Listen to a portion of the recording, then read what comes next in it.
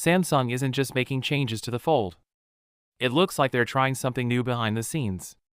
New folding books that look like books are being made, but this one won't be like the others. It's shorter, bigger, and, to be honest, a little strange. The Samsung Galaxy Z Fold 8 is not going to be the same with this new wide form. Samsung is going for a bigger shape for the phone instead of the tall and narrow one we're used to. This changes how the phone opens and feels in your hand. We have our first look at it thanks to early models that were shared through Android news stories. It looks a lot like the Google Pixel Fold. The main change is the size of the things. In general, the Samsung Galaxy Z Fold 8 is taller, but this wide form is wider. On paper, it doesn't look much bigger, but because it's so much shorter, the shape feels very different.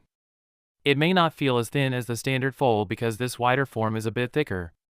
More importantly, Samsung may not use as many cameras here, they may choose to use only 2 instead of a full top system.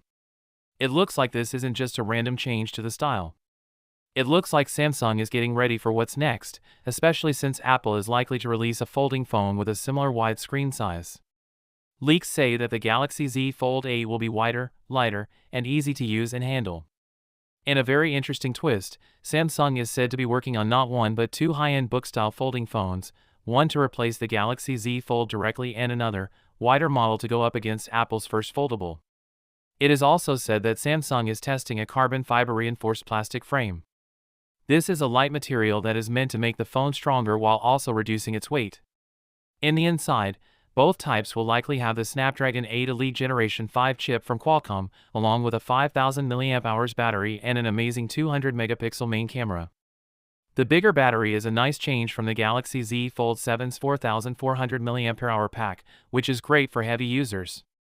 There will definitely be Qualcomm's top-of-the-line chip, and the 200 megapixel camera will still be the best in the folding camera world.